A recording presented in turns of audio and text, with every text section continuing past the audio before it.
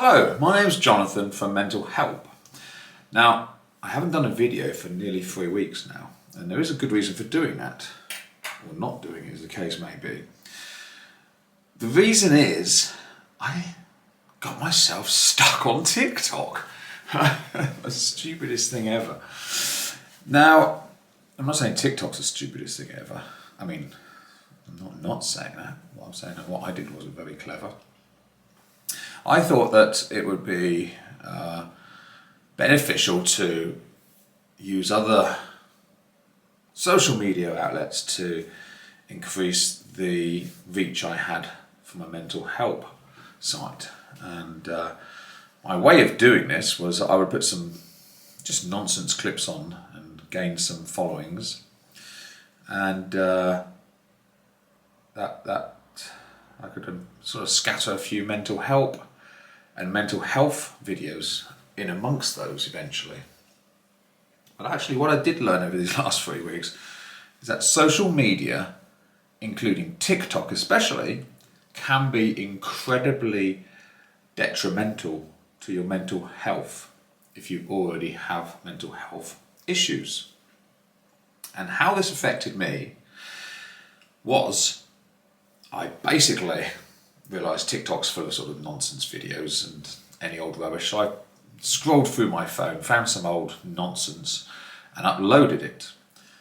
And ironically, people really do like nonsense because they went viral. They were within days getting millions of views. Within 2 days, I had 46,000 followers. You need 10,000 to become monetized. You start to earn money then. And I found myself glued to it, watching. Good grief, every time I clicked, there was 100 new people following it. Millions of people liking and what have you, and this sort of nonsense. And what really clips of anything of any beneficial use to anyone. They were funny. What I noticed, it'd taken my mind off of my mental health fight completely. So I then became very absorbed in the world of TikTok and watching and finding more stuff to post. The side effect to it was that I wasn't doing my mental health channel. Okay, now I've picked up all the things off the floor. A platform like TikTok, and you suddenly hit with 40,000 sort of followers. It's quite overwhelming, and you sort of start thinking, well, I could do something with this. But basically, I started to get very obsessed because I'm OCD with things and what have you. I started to get very obsessed with it. I couldn't put my phone down.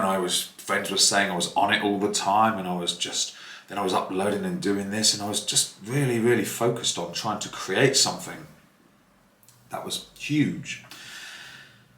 And I had to kind of take a step back and realise that what I was creating wasn't actually going to help anybody, and it wasn't really going to benefit their mental health. And if anything, I noticed that whilst I was on TikTok, my mental health really, it really went bad. It went downhill. I noticed feeling unhappy a lot of the time, feeling stressed, feeling anxious, always checking my phone. If the numbers hadn't gone up enough, I was depressed, I was annoyed, I was angry, I was feeling a failure. When they did go up, I was feeling stressed, I was overwhelmed. And then you've got all these people commenting, and 99.9% of them will be positive comments. You only need one negative comment, don't you, to sort of if you're sensitive, to upset you. So I really realised that it's not particularly healthy. So I took the step to take all my videos off of there and just to post mental health ones. As a consequence, I am losing all my followers and all the rest of it. But the original plan for going on TikTok was to promote the mental health site and to hopefully reach out to people. And in a roundabout way, I have managed to do that because people are responding to those invitations to join this channel. And if you've come from that TikTok platform, I thank you for popping along and saying hello. And I hope that you'll find something on this channel that will help you. Also, the other thing with TikTok I found interesting, some documents or some information was released and it got to the wrong hands, as it always does, and it was to do with TikTok and moderators and their guidelines. And their guidelines are not to advertise ugly people and not to advertise, not to promote poor people. I thought, that's really strange, isn't it? And then I thought, well, hold on, when you're on TikTok, all the people who do seem to pop up do seem to fit into a stereotypical genre, that sort of model-esque, and it's not really an accurate cross-section, because if you go down to Mataland, if you go to Mataland, don't go to Mataland. I mean, do go to Mataland if you want to go to Mataland, but if you go shopping or you go out in the real world, you'll find there's a cross-section of different sorts of people. And also the other thing I noticed is when you look in the background shots of these people who are dancing around, always really nice houses, you know, always really nice telly, a nice this, nice that. No one's poor, and that's why I gathered that, you know, that leak of that information was probably true. And I think that the problem behind this is that it's creating, as many of the other sites have, an expectation of perfectness, and this is seen in advertising, isn't it, with Coca-Cola. You know, Coca-Cola is always attractive men and women playing volleyball, perfect life, perfect teeth, perfect hair, perfect everything. And actually Coca-Cola is sort of like, you know, if it's warm, it's sludgy, sickly, sugary drink, isn't it? That's not particularly healthy for you. I still like it though.